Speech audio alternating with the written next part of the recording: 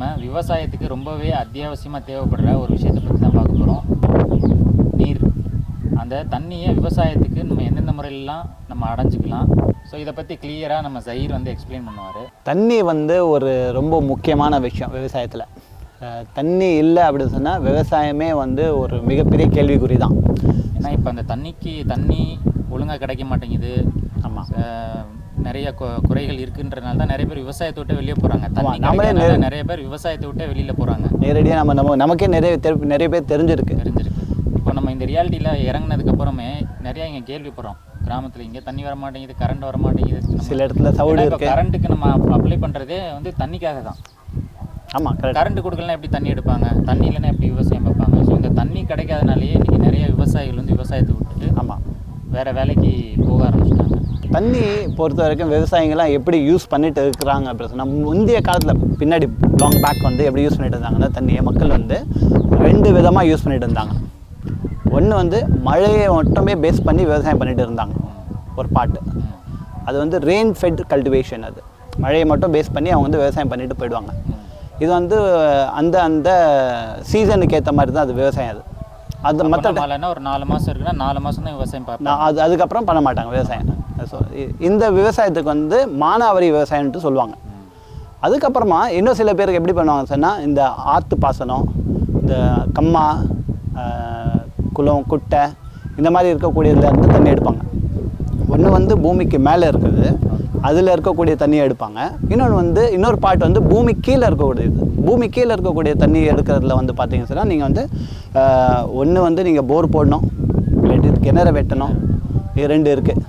So போர் போடுறது, கிணறு வெட்டுறது ரெண்டுமே நம்ம பார்த்தோம் அப்படி சொன்னால், கிணறு வெட்டுறது வந்து இன்றைக்கி ஒரு பெரிய செலவு. இன்றைக்கி சாதாரண செலவுலாம் கிடையாது, மிகப்பெரிய செலவு அது. ஸோ அது நம்ம பண்ணுறோம் அப்படின்னு சொல்லி நம்மளுடைய பட்ஜெட்டில் அது கிடையாது இப்போதைக்கு. ஸோ அதனால் வந்து சிம்பிளாக நம்ம இப்போ வந்து போர்லேருந்து ஸ்டார்ட் பண்ண போகிறோம் நம்ம. ஸோ போரு வந்து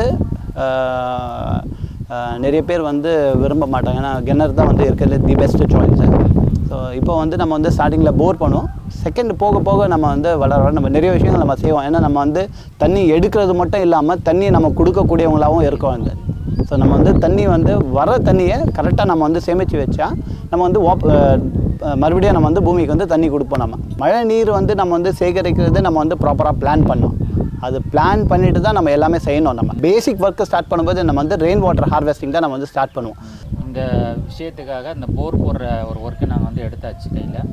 போர் போடுறதுக்காக ஜியாலஜிஸ்ட் வந்து ஏற்கனவே வந்துட்டு போயிட்டாங்க. அந்த எந்தெந்த இடத்துல நீரோட்டம் வந்து இருக்குது அப்படின்னு சொல்லிட்டு பார்க்குறதுக்காக ஜியாலஜிஸ்ட் வந்தாங்க. ஸோ நம்ம நிலத்தில் பார்த்து ஒரு 6 இடத்துல நமக்கு பாயிண்ட்ஸ் கொடுத்தாங்க, இங்கெல்லாம் தண்ணி இருக்குது அப்படின்னு சொல்லிட்டு. அதுக்கப்புறம் அவர் போயிட்டு ஒரு நாள் 2 நாள் டைம் எடுத்துக்கிட்டு ஒரு டீட்டெயில் ரிப்போர்ட் அனுப்பிச்சாங்க. அதில் வந்து தண்ணி எங்கே இன்னும் நல்லா இருக்குன்ற அந்த கிளியரான ஒரு விஷன் நமக்கு கிடச்சிது. அதனால் நம்ம அவர் கொடுத்த 2 ஆப்ஷனில் ஒரு ஆப்ஷன் எடுத்து நம்ம அந்த இடத்துல நம்ம போர் போட வேலையை வந்து ஸ்டார்ட் பண்ண போகிறாங்க. நாளைக்கு காலையில் வந்து போர் போடுறதுக்கு ஆளுங்க வராங்க. நிலத்தடி தண்ணியை வந்து பார்க்குறதுக்கு வந்து பழைய காலத்துலேயே ஒரு முறை வச்சுருந்தாங்க. அவங்ககிட்ட ஒரு முறை இருந்தது. ஸோ அந்த தேங்காய் வச்சு பார்ப்பாங்க. சில பேர் வந்து வேறு இது இந்த குச்சி வச்சுலாம் பார்ப்பாங்க. ஸோ நாம் இது வந்து நம்ம ஏன் ஜியாலஜிஸ்ட்டை செலக்ட் பண்ணோம் அப்படின்னு சொன்னால், ஸோ வந்து நம்ம கீழே இருக்கக்கூடிய தண்ணி வந்து ஹார்ட் வாட்டரா, சாஃப்ட் வாட்டரா, ரெண்டாவது வந்து அது கீழே இருக்கக்கூடிய அக்யூஃபர்ஸ்லாம் வந்து எந்த அளவுக்கு வந்து உங்களுக்கு வந்து அது ரீசார்ஜபிளா, நான் ரீசார்ஜபிளா, அது எல்லாமே வந்து நமக்கு வந்து கிளியராக வந்து அதில் வந்து அவங்க காமிப்பாங்க. அதில் நமக்கு ஒரு டீட்டெயில் ரிப்போர்ட் கொடுப்பாங்க. ஸோ அதை பேஸ் பண்ணி நம்ம எதுக்கு தி பெஸ்ட் ஏதோ நம்ம வந்து அந்த ஆப்ஷனுக்கு வந்து நம்ம வந்து போயிட போகிறோம். அதனால தான் நம்ம ஜியாலஜிஸ்ட்டை வந்து நம்ம செலக்ட் பண்ணியிருக்கோம். பாரம்பரிய முறையிலே வந்து பார்க்குறதா இருந்தால் பார்க்கலாம். அதுலேயும் வந்து நல்ல ரிசல்ட் இருக்க தான் செய்யுது, இல்லைன்னுலாம் கிடையாது. நாளைக்கு காலைல வந்து போர் போகிறதுக்கு ஆள் வர்றாங்க. அங்கே எத்தனை அடியில் போர் போகுது, எத்தனை அடியில் நமக்கு தண்ணி கிடைக்குது, ஸோ இந்த டீட்டெயிலாம் நம்ம பார்க்கலாம்.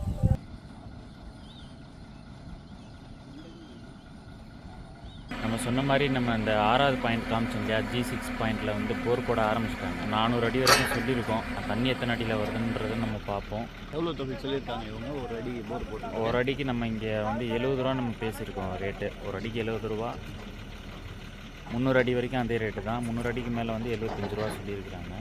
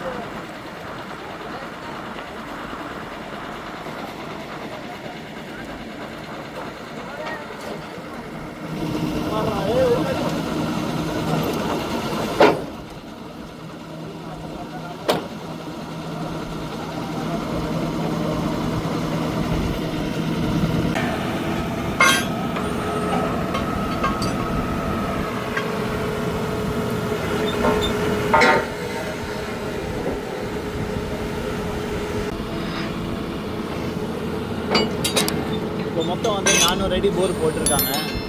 போர் போட்டு முடிச்சுட்டாங்க. போர் போட்டு முடிச்சுட்டு எல்லாம் பைப்பெல்லாம் கையில் எடுத்துட்டாங்க.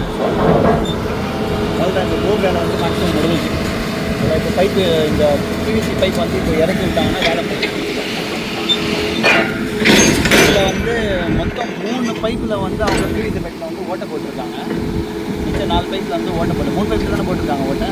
3 பைப்பில் வந்து ஓட்டை போட்டிருக்காங்க, ஊற்றுக்காங்க. மிச்ச பைப்பில் வந்து ஓட்டை போடாமல் அப்படியே இறக்குறாங்க. அடுத்தது நம்ம என்ன மோட்டர் போட போகிறோம், சோலார் போடுறோமா இல்லை வந்து நார்மலாக வந்து இபி அப்ளை பண்ணி அந்த ஏசி மோட்டர் வாங்குறோமா, அதோட டீட்டெயில்ஸ் அவங்களுக்கு நான் வந்து நெக்ஸ்ட் வீடியோவில் நான் உங்களுக்கு சொல்கிறேன்.